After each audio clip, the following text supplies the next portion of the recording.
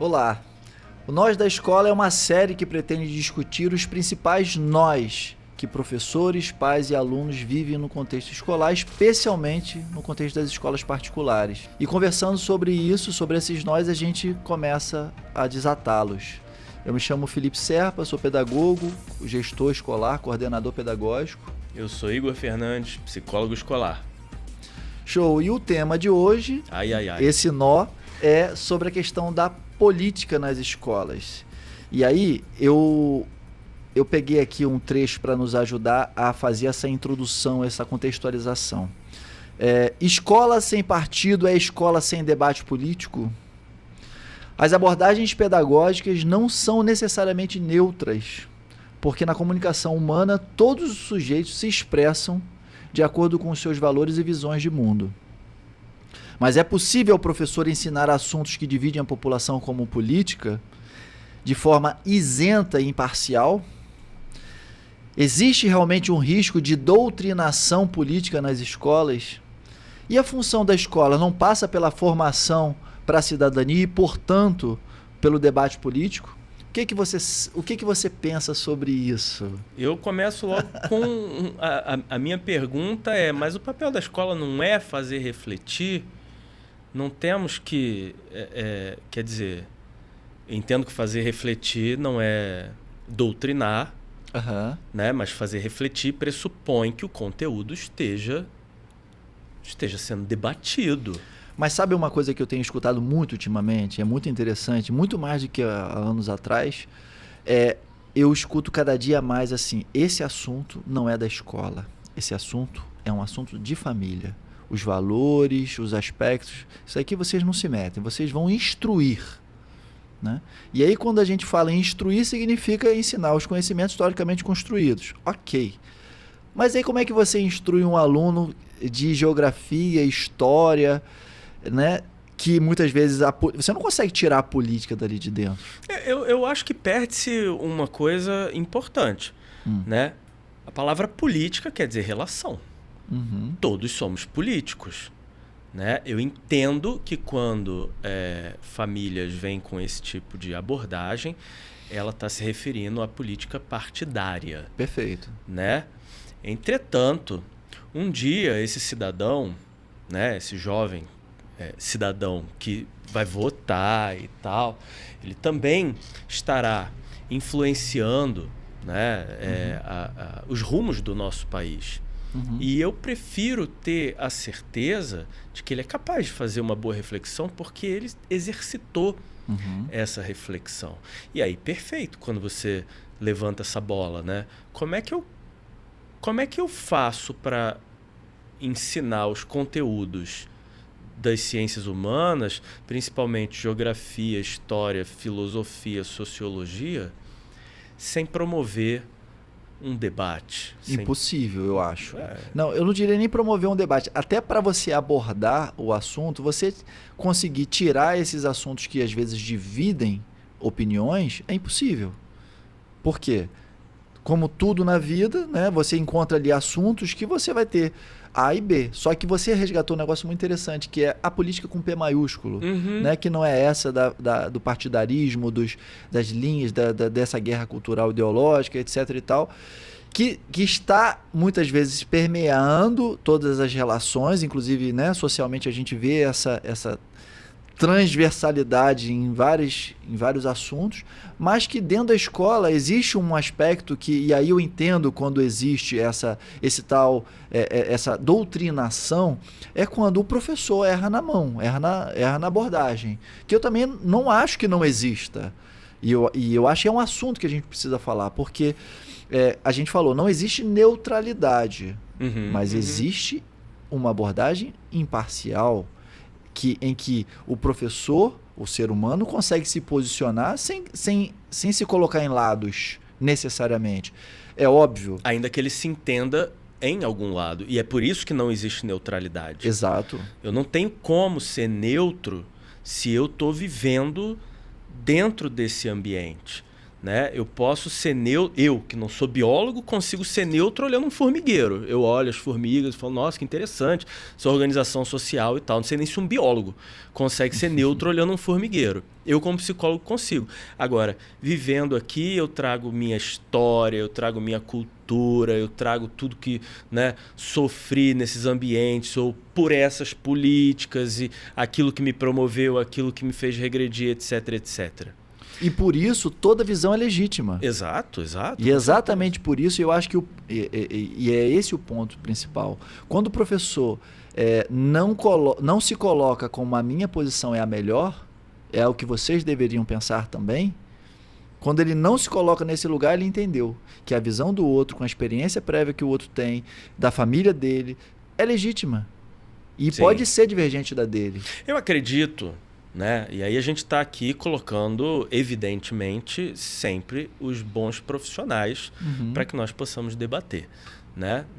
Não vou levar em consideração o mau profissional, né? Mas o bom profissional, ele sempre procura isso. Agora, eu não posso descartar que esse profissional, ele também tem sangue correndo nas veias, ele reage, claro. Dependendo dos momentos, tem dias melhores, dias piores. Passamos aí alguns anos, principalmente o ano passado, um ano turbulento. O ano de eleição sempre é ano turbulento, independente de quem está nas cabeças aí, Verdade. É ano turbulento, né? E todos nós reagimos a isso. Então, ainda que a gente tenha que chegar, dar um toque, falar, poxa, aconteceu, mas olha só e tal, né? Eu não posso descartar que um ser humano seja humano, né? E reaja. A gente Sim. só tem que falar, calma aí, cara, tá reagindo aí. Conta até 10. Conta até 10. Espera aí, percebeu que você reagiu? Até para que ele possa, isso é saudável, não só na política. Se eu estiver reagindo a algum conteúdo que eu preciso ter um olhar racional de maneira emocional, eu peço para que, por favor, me digam. Sim. Né? Eu preciso voltar esse olhar para mim quando não consigo mais tê-lo. Né? Perfeito. E eu, particularmente, entendo que essa visão que tem se multiplicado, infelizmente, de escola sem partido, porque foi um movimento, né, criado deliberadamente para evitar, na visão deles, evitar uma doutrinação, mas que, de uma certa forma, como consequência, houve um patrulhamento do processo pedagógico, que gerou também uma consequência muito ruim, que é a hostilização, a hostilidade do professor, que vai trazer um assunto e que ele acaba ficando inseguro. E isso a gente viu relatos, né, no Brasil, notícias falando sobre como professores foram atacados em suas redes sociais, alunos por exemplo. Filmando, aula de professor. Então, assim... E aí, quando filma, coloca na rede social, já com os dizeres a partir daquilo que eu penso e a minha interpretação sobre o que estou recebendo como conteúdo, só que, né, eu consigo verificar muito pouco nesses poucos vídeos que vi, porque ali tem uma figura que está... De novo, né? Estamos falando dos bons profissionais. Ela está habilitada, pronta para ensinar, preparou uma aula. E aquele que o expõe é quem está ali para receber. Ou seja, em tese, ele não sabe. Ele está numa posição de receber esse conteúdo. Mas aí eu boto uma pimenta nesse debate. Você falou há pouco, né? Nós estamos falando dos bons profissionais, mas a gente sabe que não existem só bons profissionais, né? E a gente, com pesar, constata isso. E aí, será que a gente, então, quando a gente vê esse movimento que acaba tendo como consequência a hostilização de profissionais da educação, será que a gente não, de uma certa forma, não vê que isso, embora seja um extremo, né, uma postura um pouco mais extremista de ir contra o processo, não é uma maneira de colocar no lugar aquele professor que utiliza eventualmente o seu espaço de sala de aula como espaço de doutrinação? Mas aí a gente está jogando na mesma bacia todo mundo, né? E aí sofre o bom profissional. Perfeito. Porque existe o mau profissional, né? E a maneira como ele é punido, a maneira como todos são punidos é uma maneira muito injusta. Tem razão. Né? Então... E a gente demoniza uma temática, porque aí a gente está falando, não é escola sem partido. Muitos deles reproduzem uma ideia de escola sem política, sem debate, sem conversa sobre visões de política e de mundo. Esse próprio movimento Escola Sem Partido já tinha partido. Exato. Ele já era um movimento partidário. Que na verdade, foi uma coisa muito curiosa que eu descobri há pouco, que na verdade o movimento, ele citava especificamente os aspectos que tinham relação com a esquerda e que eles não citavam a direita. Então não era realmente um movimento contra a política nas escolas, era um movimento contra a esquerda nas escolas. E foi uma coisa curiosa que eu não sabia quando eu vi isso. E assim, isso já de uma certa forma deslegitima e tanto o movimento. Porque quando você tem um lado, como é que você vai... Né? Porque o próprio nome já não qualifica o que é de fato o movimento. Que é um movimento que ele nasce de um espectro político.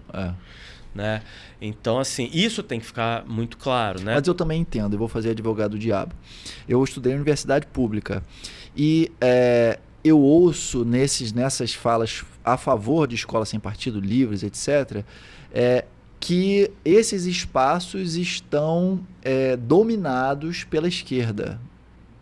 Universidades públicas, etc.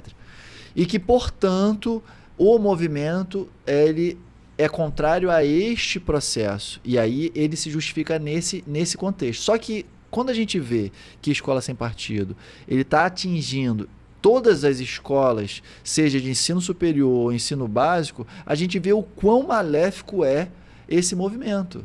Entende? Então, assim, eu tento me colocar no lugar deles, de alguma forma. Eu tento falar assim, não, cara, tá certo. Se as universidades públicas estão, de alguma forma, doutrinando os seus estudantes e a gente não entende que esse é o melhor caminho, ok, é legítima a criação de um movimento. Mas espera aí, se ele se colocou em um dos lados e isso abrangeu um conjunto muito maior de cenários que não tem problema, a gente criou um outro problema. Sim, exatamente, porque quando eles colocam um dos lados, já está posto aí que essa neutralidade não existe em lado algum. Não, neutralidade não, imparcialidade, porque neutralidade não existe mesmo. Neutralidade não existe, né? Então, assim, a gente acertou muito, né? Quando a gente colocou, aí eu preciso esclarecer isso para quem nos vê, né? Nós temos um tema anual, né? Que é o tema de uma gincana, que tem provas além de esportivas, culturais, enfim, etc. Todo ano tem um tema e esse ano nós colocamos o tema o eu, o outro e o nós. Nós acertamos nesse momento e engraçado, né? Nós não pensamos nesse tema enquanto vamos falar disso porque essa é uma maneira interessante de resolver essa coisa de escola sem partido. Não foi mesmo. Na verdade, nós vemos a importância da discussão dessas instâncias, né? Ou seja, porque nesse momento nós estamos claramente lidando com o outro. E o outro, na visão da psicologia, a gente gosta de grafar ele até com O maiúsculo, né? Esse outro, ele é o totalmente desconhecido. Ele é aquele que não me representa, né? Ou seja, não tem pontos de identificação. Então vamos trazer agora para a política, né? Porque é difícil eu não ter ponto de identificação algum com o outro ser humano. Alguma coisa sempre tem. Mas vamos lá, vamos para o campo da política. Não tenho, né? Estamos em... Eu penso X e você pensa Y. Né? E aí, como é que eu lido com isso? Né? Qual é a importância de eu lidar com isso? Que é diferente do que a gente viu no cenário público aí, né? No cenário político, que foi catastrófico, né? Onde lidar com o outro era sempre a partir de uma perspectiva heróica. Os heróis matam os seus inimigos, né? E o convite que nós fazemos é: não mate o seu inimigo, não tem inimigo, ouça o outro. Isso. Você conhece a realidade do outro? Você entende? E ouvir o outro não quer dizer transforme-se no outro. Ouvir o outro quer dizer como é que você é capaz de criticar uma coisa se você não conhece profundamente essa coisa. Né? Então, e mais, há um ganho enorme em fazer isso. Porque quando eu entendo a realidade do outro, ao mesmo tempo eu estou me delimitando meu... Eu estou entendendo melhor de mim. Sim. Existe esse aspecto da convivência social dentro dessas diferenças, nos mais diferentes espectros políticos, que é isso que você está citando. Mas, para além disso, e eu não que isso não seja importante, pelo contrário, tem uma relevância imensa, existe um outro papel muito importante que a política traz na escola, e que quando a gente não tem isso é uma perda enorme, que é essa formação para a cidadania. Né? Como que a gente está ajudando esses jovens a se reconhecer dentro do seu papel enquanto cidadão. Eu faço parte, você sabe, do Observatório Social do Brasil, que é uma entidade de controle social, e que para mim é um grande exemplo de que ela é apartidária, ela tem uma abordagem extremamente imparcial, porque as suas colocações dentro faz um controle social, né, um monitoramento das contas públicas do município. Isso é feito, a comunicação disso é feita de uma forma bastante imparcial, e a gente percebe que é possível você fazer política com P maiúsculo sem ter lados dentro de grupos políticos. Por mais que eu particularmente tenha as minhas visões, né? Cada um tem a sua visão de mundo, a sua afinidade política com grupos, etc. Existem algumas coisas que nos unem, né? E essas coisas que nos unem nesse aspecto político e da maneira como a gente vê a gestão pública acontecendo, é que a gente precisa convocar. Para enxergar, cara, você não está de acordo que o serviço público precisa entregar uma qualidade melhor? Você não está de acordo que não é para ter roubalheira? E aí, beleza, mas o seu candidato rouba, mas o meu... Não, peraí. Não estamos aqui falando de candidato, não estamos falando aqui não estamos personificando ninguém. A gente precisa passar a debater ideias. E aí que está, eu acho que a necessidade de amadurecimento nosso dentro desse debate é que a gente fulaniza. A gente vai atrás da pessoa e a gente fica no fla-flu. Sim. Não, o meu é melhor do que o seu. Cara, debate político não é quem ganha, igual fla-flu. Cara, a gente só ganha se todo mundo ganhar, entende? E quando a gente coloca isso como um aspecto posto, pensa só, cara, o que você quer é mais ou menos a mesma coisa que eu quero. A única coisa é que a gente às vezes diverge no caminho que a gente vai fazer para chegar lá. Só que às vezes a gente acha que o caminho que a gente escolheu é o melhor, mas a gente não tem certeza.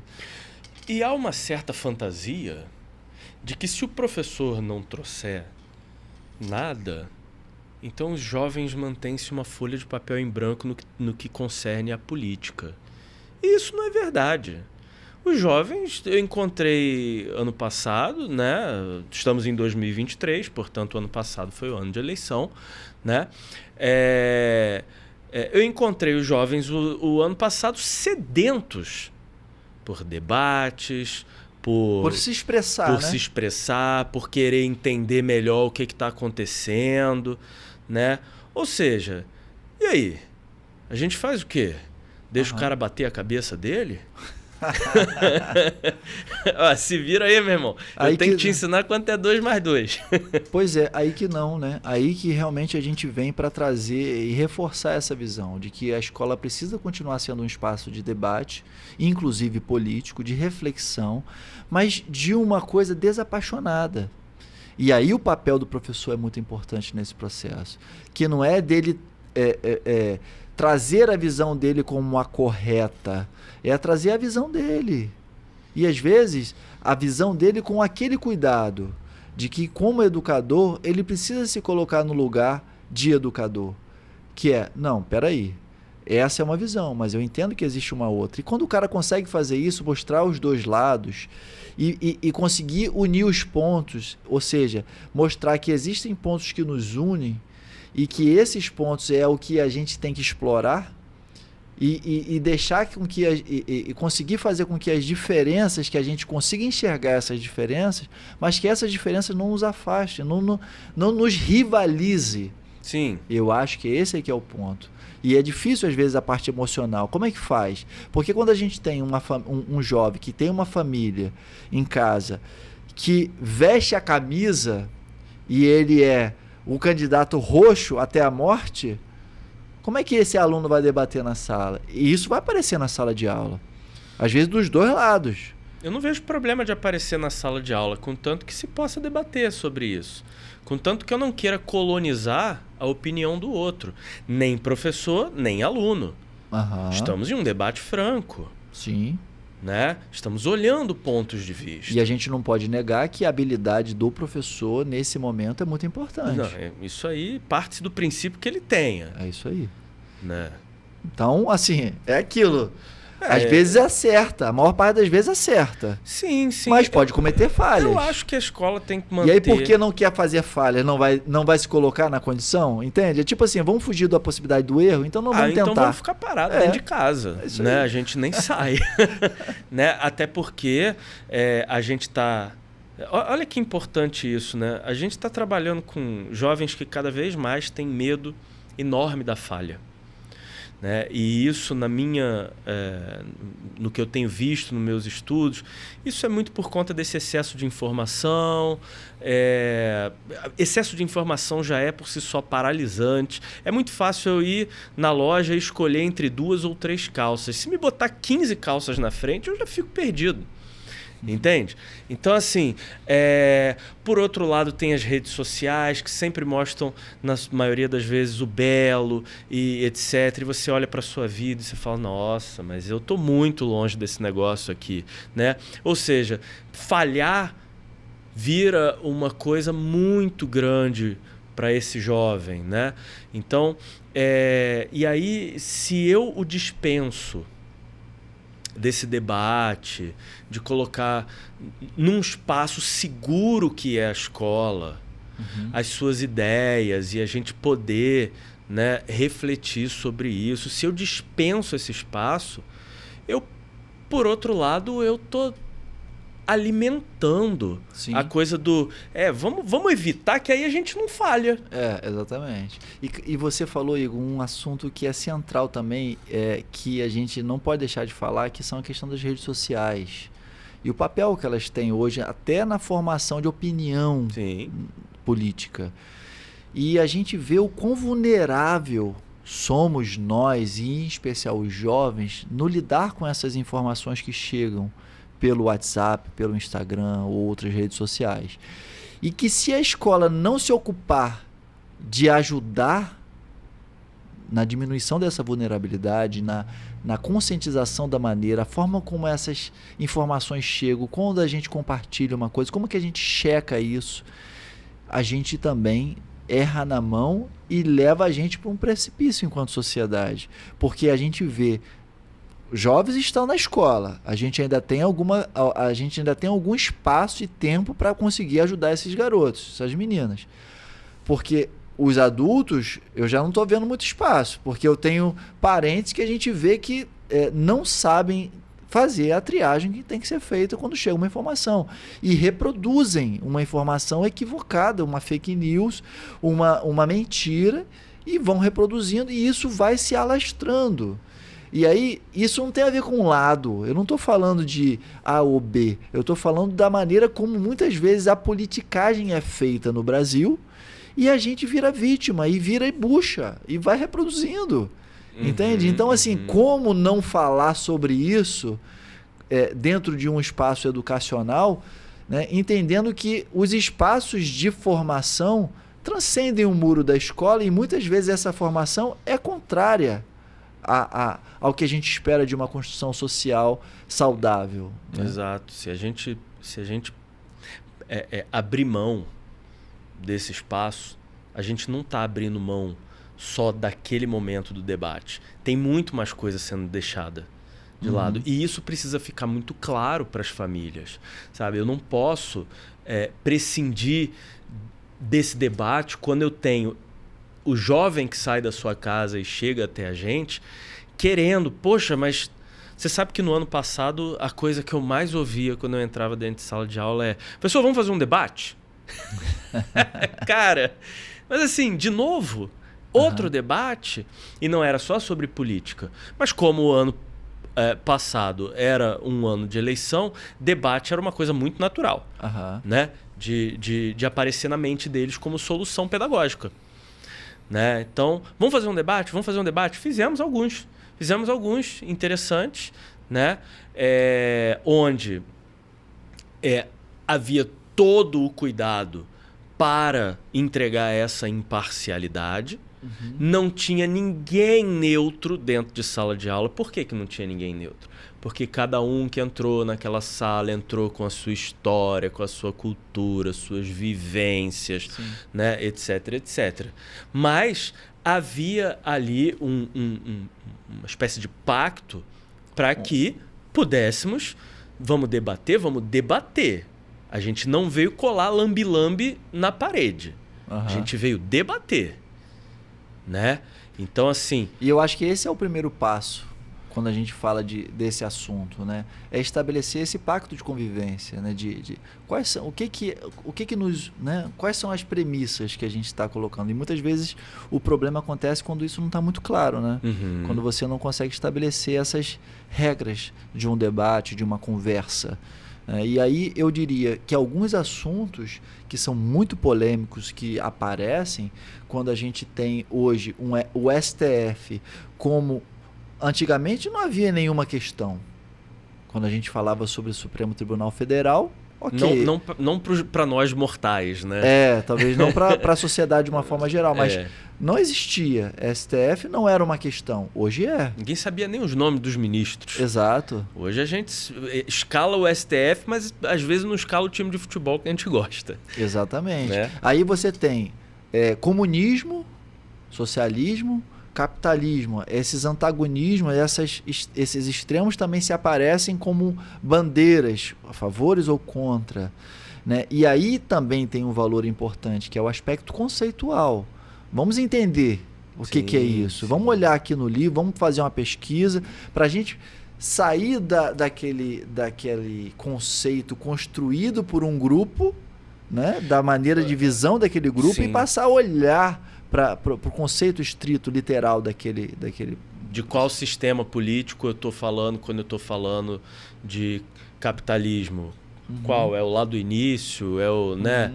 Quando eu falo de socialismo, eu estou falando de qual socialismo? Então, a gente perde também... Quando a gente não entra no debate, quando a gente não permite aprofundamentos, a gente transforma aquilo como se aquilo fosse algo também imutável. Nasceu assim, continua assim. A sociedade não se transformou, então não, a gente sabe que, né? Como é que o sistema não se transformaria se a sociedade se transformou? Qualquer um deles, tá? Não estou levantando bandeira alguma aqui, né? Então, assim, eu não posso perder a dimensão que estamos em transformação o tempo todo. Sim. E quando alguém fala, retornando, a escola sem partido, me parece que tem algo aí tentando parar uma transformação, ainda que eu entenda, como você disse, da onde vem. Mas o da onde vem também tem partido. Mas o que eu tenho de verdade mesmo é uma escola partida num momento como esse, necessitando, né? Partida pelos jovens, necessitando de um bom debate, necessitando de uma boa orientação, necessitando ser ouvido, necessitando ser esclarecido. Se conhecer. Se conhecer. Porque, na verdade, quando ele percebe qual é o posicionamento dele, ele só vai conseguir fazer isso quando ele consegue entender quais são as características desse pensamento, dessa forma de pensar e dos outros lados. Né? E eu acho que teve um vídeo que eu assisti há alguns anos atrás que me ajudou muito a compreender isso, dessa visão. Quando a gente fala de conservadorismo e progressismo, que tem a ver com os aspectos comportamentais, e cada um tem a sua visão de mundo em relação a isso.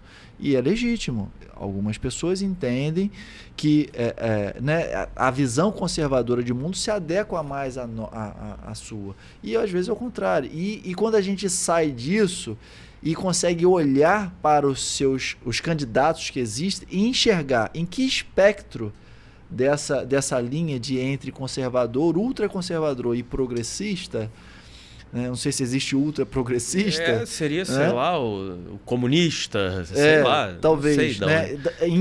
Nem a gente sabe pautar direito esse espectro. Sabe, mas em que ponto a gente pode se colocar nisso? E do outro lado, quando a gente fala de uma economia liberal, né? Quando a gente vê a visão do livre mercado, onde tem uma visão de mundo ali, e de um outro lado desse espectro, um Estado forte, provedor e etc. E que muitas vezes os debates entre os candidatos estão permeados num discurso que você situa em algum lugar, mas quando você olha a prática, é outro lugar. Então, como que a gente vai conseguir fazer essa análise, inclusive dos candidatos e das ideias, se a gente não tem essa visão, essa formação, esse treinamento, vamos chamar assim? Porque é isso, também é como músculo. Se a gente conversa sobre isso, se a gente debate sobre isso, se lê, estuda, a gente vai saber se posicionar melhor, né? E a verdade é que aquela frase antiga, que ainda bem que eu não tenho ouvido mais ela tanto, que política, futebol e religião não se discute, isso aí tudo se discute. Mais, né? Tudo se discute com respeito. Porque quando eu for discutir sobre futebol com você, né, vamos aqui num debate, né, mas eu não pretendo mudar você de time, né, porque eu sei que você tem o seu time, né? E aí o futebol dos três é o menos sensível, né? Mas talvez a metáfora mais interessante para explicar o como podemos discutir e o como voltamos depois num próximo jogo, num próximo encontro, para ver de novo esses times jogando e fazer novos debates, aquela famosa mesa redonda depois. Né? Sem a menor esperança de que um mude o time do outro. E eu acho que o mais bacana nisso é que, embora eu não esteja imbuído do interesse de demover você da sua visão, eu preciso entender que aquilo que você falou, a gente está em mudança o tempo todo. Então, se eu tiver consciência de que eu posso mudar a minha visão depois de um debate, não porque o outro está me convencendo, mas porque a gente não está falando de verdades absolutas. Não é fla-flu. Política não pode ser isso. Porque eu posso enxergar de uma forma diferente o que eu enxergava quando eu escuto o que você está me falando. É verdade. Talvez dos três, só o futebol a gente não vai mudar. Mudar futebol, virar casaca é complicado. Mas é verdade. Né? Eu acho verdade. E é importante que eu possa... E isso tem que ser ensinado, né? Isso precisa ser ensinado. Né? Eu preciso saber me despir das minhas opiniões para ouvir o outro. É, verdade. Né? Quer dizer, o outro traz uma realidade que não é a minha. E o quanto eu posso aprender com ela. Tudo bem, se vocês se encontrarem, perceberem que ok, né? Mas eu fui capaz de ouvir e tal. Mas é possível que você possa mudar. E, na verdade, isso aconteceu quantas vezes conosco ao longo da vida? Quantas vezes nós mudamos? Ou você é a mesma pessoa que era na adolescência? Eu não sou. Não é perfeito. Você também não é. Então isso só foi capaz porque, ainda que não tenha dado o braço a torcer para aquele que te colocou frente a uma nova visão, com o tempo você foi digerindo aquilo e aquilo foi fazendo algum sentido para a sua vida. Sim. E mudamos. É isso. E eu acho que esse que é o ponto principal. Para você falar e debater e ensinar política, você não necessariamente, e não pode ser, doutrinar. É ter a visão e a postura adequada para conseguir lidar com todos os lados e tentando achar os pontos que nos unem. E a escola é um espaço privilegiado para isso, não é verdade? Privilegiadíssimo. Isso aí. Ô, palavra difícil, gente. Então é isso, eu acho que a gente cumpriu aqui o nosso papel, pelo menos nesse primeiro bate-papo aí sobre escola com política, né? Sem partido, mas com política. Né? Político, sem não partidário, sem escola, sem partidarismos. Pronto. É isso aí, escola sem partidarismo, mas com uma visão política, que precisa ter, né? De construção. E a gente espera que vocês tenham gostado. Então, como é que é o recado final? Eu nunca dou, porque eu nunca lembro. Eu vou tentar fazer direito. Você deixa o seu comentário aí, né? Coloca o que você achou do podcast. Engrandece essa discussão com a gente. Compartilha esse vídeo com pessoas que você acha que possam se interessar por esse conteúdo. Que isso nos ajuda e nos motiva a voltar aqui e fazer mais conteúdo. Dá aquele like pra gente, pro YouTube entender de uma vez por todas que o nosso podcast é muito legal. E se inscreve se você não é inscrito. Aperta o sininho também, porque é legal. Não, você já está nesse lugar. Você é o cara. Então, gente, obrigado aí pela atenção e a gente se vê na próxima. Até.